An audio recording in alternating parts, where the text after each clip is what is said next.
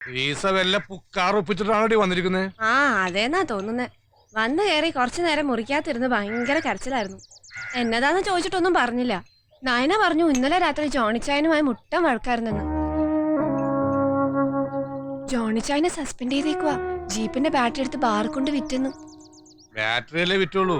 അവന്റെ കുടിയുടെ ചെലവ് വെച്ച് നോക്കി ജീപ്പാ വിൽക്കേണ്ടത്. പപ്പ ഒന്നും ചോദിക്കണ്ട. ചോദിച്ചാ പിന്നെയും കരച്ചിൽ തുടങ്ങും. ഞാനൊന്നും ചോദിക്കുന്നില്ല. കൊമ്പത്തെ തറവാടുന്നൊരു ബന്ധം വന്നപ്പോ ഒന്നും അന്വേഷിച്ചില്ല. പഠിച്ചുകൊണ്ടിരുന്ന പെണ്ണിനെ പിടിച്ച് ഒക്കെ അവളുടെ തലയിലെഴുത്ത്.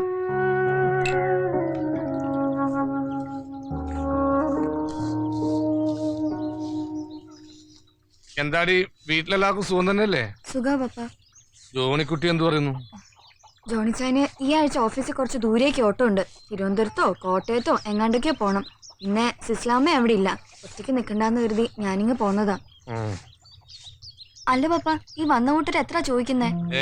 അവരത്രക്കാരൊന്നുമല്ല. നമ്മൾ എത്ര കൊടുത്ത് കൊച്ചിന് നടക്കുന്നു അത്രയും. കച്ചവടക്കാർ എത്രയാ ഇവിടെ ഒന്ന് കാപ്പിയും കുടിച്ചിട്ട് പോയത്?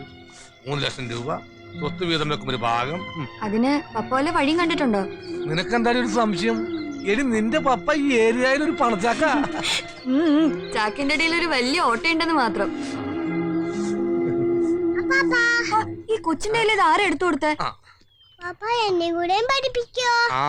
മോള് വലുതാവുമ്പോ അപ്പത് മോൾക്കായിട്ട് തരും കേട്ടോ. എടി കൊച്ചേ, ഇത് വായിച്ചു കേൾപ്പിച്ച ഈ അപ്പാപ്പൻ നിന്റെ വല്യമ്മച്ചിയെ തറവാട്ടിന്ന് ചാടിച്ചോണ്ട് വന്നത്. പണ്ട് അമ്മച്ചി ഉണ്ടായിരുന്ന കാലത്തെ 1ഉം 2ഉം പറഞ്ഞ് പപ്പയോട് പിണങ്ങിക്കഴിഞ്ഞാ പപ്പ ഇതെടുത്ത് തട്ടി ശബ്ദം ഉണ്ടാക്കും. അതോടെ അമ്മച്ചിയുടെ പിണക്കം പമ്പ കടക്കും.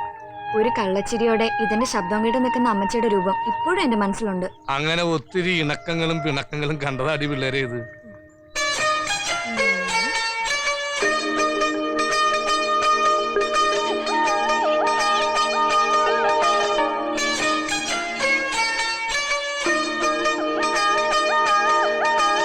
അഞ്ചരക്കുള്ള സെന്റ് ജോർജ് വന്നു തോന്നുന്നു. ഇന്ന് ലിസമോക്ക് പ്രോഗ്രസ് കാർഡ് കിട്ടുന്ന ദിവസമാ. സൗമിനി മാഡം, ഞങ്ങളുടെ ലിസമ്മ മാഡം അഞ്ചരക്കുള്ള വണ്ടിക്കില്ലായിരുന്നോ? ഇല്ലായിരുന്നു. ചിലപ്പോ സ്പെഷ്യൽ ക്ലാസ് കാണും. സൗമിനി മാഡത്തിന്റെ പ്രോഗ്രസ് റിപ്പോർട്ട് കിട്ടിയോ? കിട്ടി. എങ്ങനെ, ഡോക്ടറോ എഞ്ചിനീയറോ? സയൻസിന് 80%. കൺഗ്രാജുലേഷൻസ്. ഇവിടുത്തെ കക്ഷിക്ക് സയൻസിന് മാർക്ക്. പീര് മേഡം അങ്ങനെ ഡോക്ടർമാരെ കൊണ്ട് നിറയട്ടെ. പ്രോഗ്രസ് കാർഡ് കിട്ടട്ടെ, എന്നിട്ട് തീരുമാനിക്കാൻ ഡോക്ടർ ആക്കണോ എഞ്ചിനീയർ ആക്കണോന്ന്. പപ്പ എന്നാത്തിനെത്ര ചിരിക്കുന്നേ? പഠിക്കാനുള്ള കഴിവ് ദൈവം എല്ലാവർക്കും തന്നു വരത്തില്ല. ഇല്ല, സമ്മതിച്ചു. പക്ഷെ എന്തെങ്കിലും ഒരു കഴിവ്, എന്തെങ്കിലും. നീ പോയി ഷർട്ടും തോർത്തെടുത്തിട്ട് വാ. സെന്റ് മേരീസ് വരുമ്പോൾ നേരെ കിട്ടും. ഞാൻ പോയി ലിസമയെ കൂട്ടിട്ട് വരാം. ഈ പപ്പ അവള് വലിയ പഠിത്തക്കാരെയാണെന്നും പറഞ്ഞെടുത്ത് തലയിൽ വെച്ചേക്കുവാ. വണ്ടി ഇറങ്ങി കഴിഞ്ഞാൽ എത്ര പേര് വഴിക്ക് വരാനുണ്ട്. അവരുടെ കൂടെ അവളിങ്ങ് പോരും. ഇള്ളക്കുട്ടിയൊന്നല്ലല്ലോ. ഇള്ളക്കുട്ടിയല്ല, അതാ പ്രശ്നം.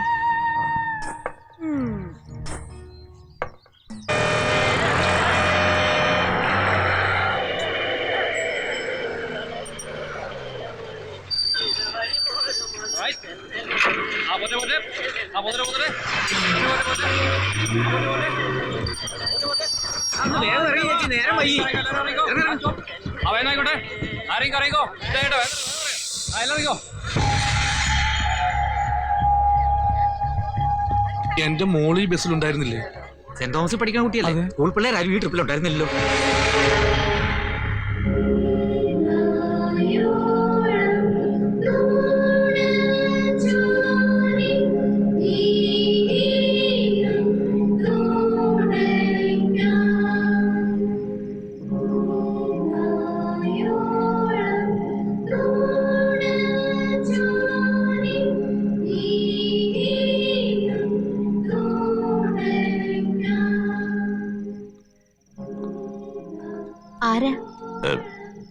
ഇത് സാമുവൽ. ഇവിടെ 12Bയിൽ പഠിക്കുന്ന ലിസമ്മ സാമുവലിന്റെ ഫാദറാണ്. സ്കൂൾ വിട്ട് ഇത്രയും നേരമായിട്ടും കൊച്ചു വീട്ടിൽ വന്നിട്ടില്ല. ലിസമ്മ സാമുവൽ സെക്കൻഡ് പീരീഡ് കഴിഞ്ഞ് വീട്ടിലേക്ക് മടങ്ങിപ്പോയല്ലോ. മാർക്ക് കുറവുള്ള സ്റ്റുഡൻസ് പേരൻസിനെ വിളിച്ചുകൊണ്ടുവരേണ്ട ലാസ്റ്റ് ഡേറ്റ് ആയിരുന്നു ഇന്ന്. പേരൻസിനെ കൂട്ടിക്കൊണ്ടുവന്ന് ക്ലാസ്സിൽ കയറിയാൽ മതിയെന്ന് പറഞ്ഞ് ലിസമ്മ സാമുവലിലെ മറ്റൊരു കുട്ടിയെയും പ്രിൻസിപ്പൽ വീട്ടിലേക്ക് മടക്കി വിട്ടിരുന്നു.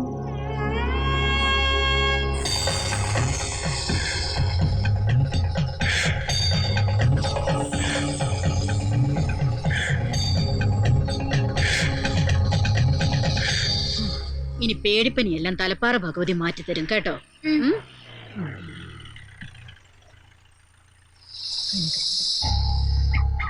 സൂക്ഷിച്ചിറങ്ങുള്ളൂ.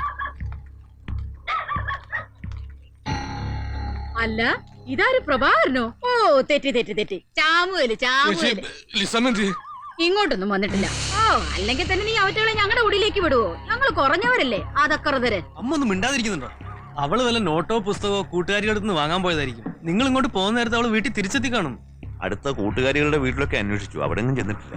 അല്ല ഇനിയിപ്പോ ഗോപി പറഞ്ഞതുപോലെ നമ്മൾ ഇങ്ങോട്ട് വന്നതിനിടയ്ക്ക് അവള് വീട്ടിലെത്തി കാണും. സ്കൂളിൽ പോകാൻ നേരം വല്ല വഴക്കോ വക്കാണോ ഉണ്ടായിരുന്നോ പ്രഭാര? ഓ ഇവിടുത്തെ പിള്ളേരുടെ ഓരോ രീതിയും പ്രവൃത്തി. ആ ഏതായാലും ആളെ പേരെ ഒന്നും അറിയിക്കണ്ട. പ്രായം തകഞ്ഞ കൊച്ചാ. ആൾക്കാരറിഞ്ഞ അത് മതി അതിന്റെ ജീവിതം നായ നക്കാൻ. നമുക്ക് ഇറങ്ങാൻ സാമൂല്. ഞാനും കൂടെ വരാമാവാ. എന്റെ ഷർട്ടും കെടുത്തടി. അല്ല എന്നതാടാ പ്രഭാര, നിന്റെ രണ്ടാമത്തെ മോടെ കല്യാണാലോചന മുറയ്ക്ക് നടക്കുന്നുണ്ടെന്ന് കേട്ടല്ലോ. ഇനി എന്തിനാണ് രഹസ്യമാക്കി നടത്തുന്നത്? ദേ എന്റെ മോൻ കെട്ടി അവള് 3 മാസം വയറ്റ് കണ്ണിയോ. നിങ്ങളൊന്നും നാവടക്കുന്നുണ്ടോ? ദേവികയ്ക്ക് പറയാനുള്ളത് ഏത് മഹാരാജാവിന്റെ മുഖത്ത് നോക്കിയും പറയും. ഇല്ലെങ്കിലേ ദേവിക ചത്ത് തെക്കോട്ടെടുക്കണം. എടാ നിന്റെ മോളെ ഇവന് പെണ്ണ് ചോദിച്ചു വന്നപ്പോഴേ ഞാൻ നിന്റെ പെങ്ങളാണെന്ന് മറന്ന് നീ എന്നോട് പറഞ്ഞു ഞാൻ ചത്താലും മറക്കത്തില്ല. ഓ നീ വലിയ ക്രിസ്ത്യാനിയായി പോയില്ലേ? എന്റെ പൊന്നു തള്ളും നിർത്ത്. നേരം കാലം നോക്കാനുള്ള ഒരു വർത്താനം. നീ വെറുതെ ആദ്യം ഏറ്റണ്ടടാ. പെണ്ണ് ചിലപ്പോ രജിസ്റ്റർ കല്യാണം കഴിഞ്ഞ് വീട്ടിലെത്തി കാണും. തള്ള വേലി ചാടിയാലേ മകള് മതിരി ആടൂന്ന. അല്ല എനിക്ക് മനസ്സിലാകാനായിട്ട് ചോദിക്കുക, നിങ്ങൾ ഈ പച്ചപ്പാതിരക്ക് പെങ്കൊച്ചിനെ കാണാനില്ല എന്ന് പറഞ്ഞ് ഇങ്ങോട്ട് വന്നതിന്റെ അർത്ഥം എന്തുവാ? ലൈൻ ബസ് ആകുമ്പോ തോനെ ആൾക്കാർ കയറും പോകും. അവരൊക്കെ എവിടെ ഇറങ്ങുന്നു, എങ്ങോട്ട് പോകുന്നു, ഇതൊക്കെ നമ്മൾ എങ്ങനെ അറിയാനാ? കുഞ്ചറിയാച്ച മോൻ ടോമിച്ചോടൊന്ന് ചോദിച്ചു നോക്ക്. പുള്ളിക്കാരൻ ഈ പെങ്കുച്ചനെ പരിചയമുണ്ട്. ഓക്കെ, അവനിങ്ങനെ ചെക്കറായിട്ട് പോകുന്നത് കൊണ്ട് വണ്ടിയിൽ കയറുന്നവർക്കൊക്കെ അവനെ പരിചയം ഉണ്ടാവും. ചിലരൊക്കെ അവനും പരിചയം കാണും എന്ന് കരുതി ഇതൊരുമാതിരി എരണ്ടങ്ങട്ട് ഏർപ്പാടായി പോയി. കുഞ്ചറിയാച്ച ഇങ്ങോട്ട് വന്ന ഒരു കാര്യം പറയട്ടെ. എന്തുവാ? ഇങ്ങോട്ട് വന്നേ. ഇത് സാമുവലിന്റെ കാണാതായ മകൾ ലിസമ്മയുടെ പുസ്തകക്കെട്ടിനകത്തുനിന്ന് കിട്ടിയതാണ്. കുഞ്ചറിയാച്ചന്റെ മകൻ അവൾക്ക് എഴുതിയ എഴുത്തുകളും ഫോട്ടോയും. എന്റെ കർത്താവേ, ഞാൻ എന്നതായി കേൾക്കുന്നേ? ഈ പെങ്കൊച്ചിന് എന്നാ വയസ്സ് കാണും? ഒരു 16 വയസ്സുണ്ടാവും. കർത്താവേ, വല്ല പോലീസുകാരുടെ കയ്യിലും പൊട്ട കഴിവടാമോ കുടുങ്ങുമല്ലോ. ഞാനിപ്പോ എന്നതാ ശേഖരൻ സാറേ ചെയ്യണ്ടേ? അന്വേഷിച്ച് കണ്ടുപിടിക്കണം ഈ രാത്രി തന്നെ. അതിന് കുഞ്ചറിയാച്ചന് എന്ത് ചെയ്യാൻ പറ്റുമോ അതൊക്കെ ചെയ്യണം.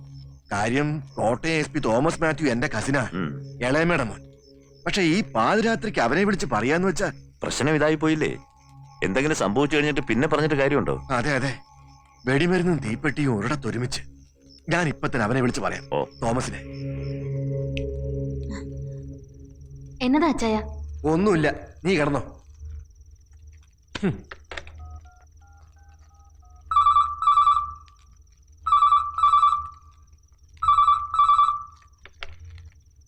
Hello, SP Thomas Mathew here. എന്നാ കുഞ്ചറിയാച്ചേ ഈ നേരത്ത്?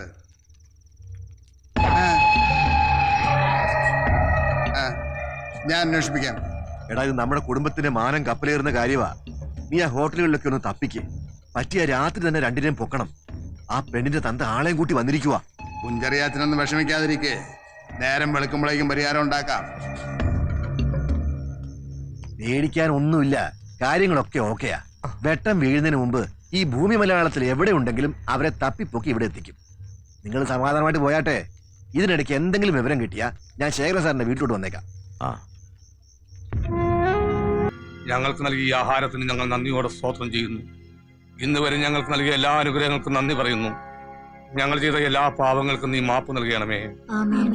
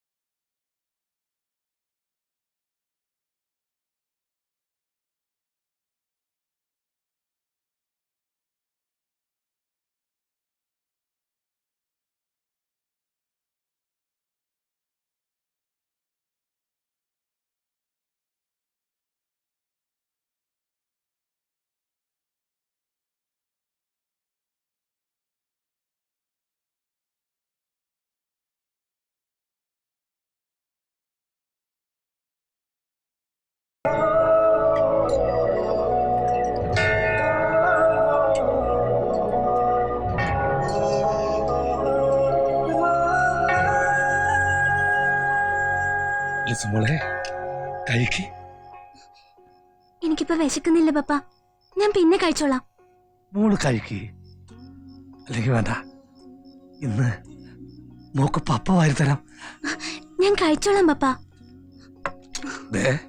എന്നും പറഞ്ഞ പോലെയല്ല, ഇന്ന് കഴിക്കാതിരുന്നാലേ പപ്പ ശരിക്കും പിണങ്ങും. സത്യമായിട്ട് ഞാൻ കഴിച്ചോളാം പപ്പ. അവള് കഴിച്ചോളും. അവൾക്ക് ആ മുറിയോട് വലിയ ഇഷ്ടോ. അതാ കഞ്ഞിയായിട്ട് അങ്ങോട്ട് പോയത്. ലില്ലിക്കുട്ടി അങ്ങനല്ലായിരുന്നു കൂടി.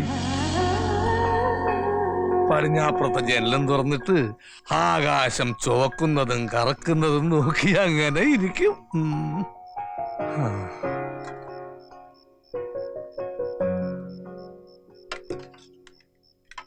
വേണ്ട, പപ്പ വരുത്തരാം. എന്നെ പപ്പാന്ന് ആദ്യം വിളിച്ച എന്റെ ട്രീസ മോക്ക്.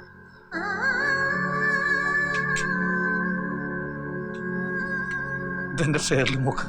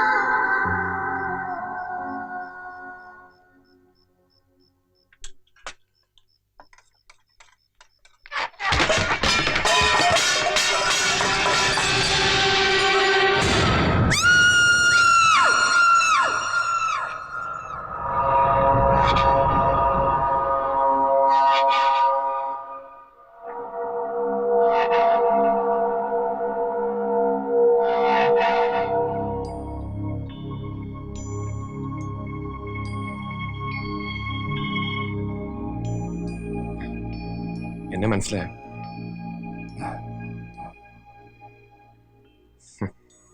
പോലീസ് വാനില് നമ്മൾ ഒരുമിച്ച് ഒത്തിരി യാത്ര ചെയ്തിട്ടുണ്ട്. മാപ്പാക്കണം. എന്റെ മോള് നിങ്ങളുടെ പേര് പറഞ്ഞിട്ടില്ല, സത്യമായിട്ടും പറഞ്ഞിട്ടില്ല. അറിയാം, എനിക്കറിയാം.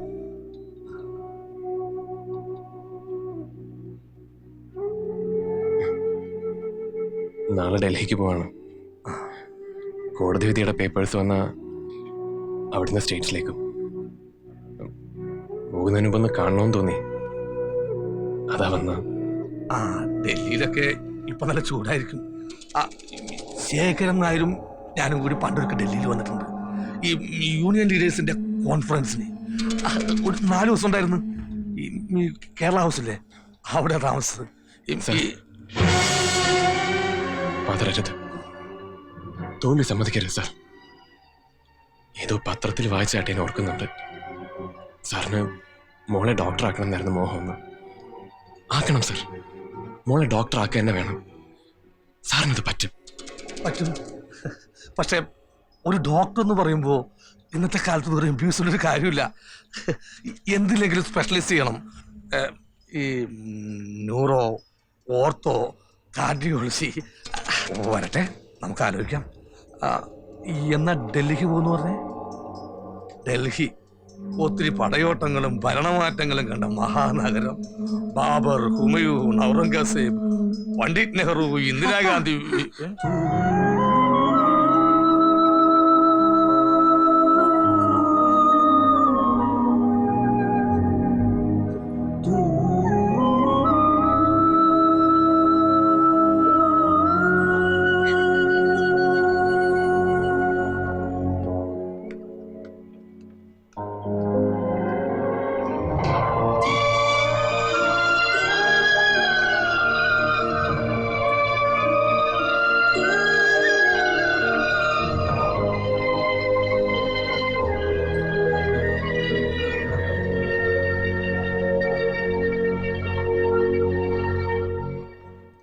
സാമുവലിനെയും കുടുംബത്തെയും വിഷം ഉള്ളിൽ ചെന്ന് അത്യാസന്ന നിലയിൽ ഹോസ്പിറ്റലൈസ് ചെയ്തു എന്നാണ് മെഡിക്കൽ റിപ്പോർട്ട്.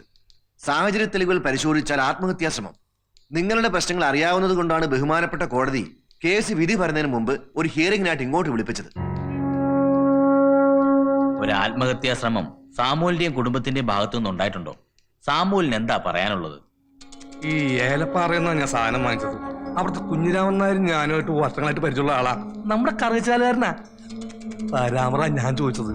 അപ്പൊ കുഞ്ഞിരാമൻ നായരാ പറഞ്ഞത് ഈ പയറിനും വെണ്ടക്കടിക്കാൻ പരാമറിനേക്കാൾ നല്ലത് എക്കാലക്സ് ആണെന്ന്. ഈ പച്ചക്കറി കടിക്കാനെന്നാ ഞാൻ നായരോട് പറഞ്ഞതേ. ഏളിയെ കൊച്ചിനറിയില്ലായിരുന്നു, അവളാ പറ്റിച്ചേർന്നത്. അതാ ഞങ്ങൾ നാലാളും ചാവാതിരുന്നതേ. സാമുവല് മജിസ്ട്രേറ്റിനോടാണ് സംസാരിക്കുന്നത്. ആത്മഹത്യാ ശ്രമത്തിന് 1 വർഷം വരെ ശിക്ഷയാ. ഈ കുട്ടിക്കാനം ഗവൺമെന്റ് ഹോസ്പിറ്റലിൽ വെച്ചാ ലിസമോളെ പ്രസവിച്ചത്. 3ാമത്തേത് പെൺകുഞ്ഞാന്ന് അറിഞ്ഞപ്പോ അന്ന് ലില്ലിക്കുട്ടിയുടെ മുഖം ഒന്ന് മാറി. അപ്പൊ ഞാൻ ചോദിച്ചു, പെൺകുഞ്ഞായാലെന്നാ?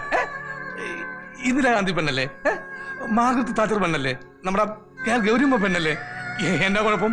ഒരു കുഴപ്പമില്ല.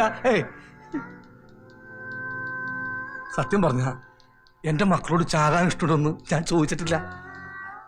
ഇന്നാൾ വരെ അവർക്ക് ഇഷ്ടമില്ലാത്തൊന്നും ഞാൻ ചെയ്തിട്ടില്ല. ഉണ്ടോ? ഈ പെൺപിള്ളേരും ഞാനും ജീവിച്ചിരിക്കുന്നേക്കാൾ നല്ലത് ചാകുന്നില്ലേ സാർ? ചാകണം സാർ. ചാവാതിരിക്കാൻ എന്തെങ്കിലും കാരണമുണ്ടോ? എന്തെങ്കിലും?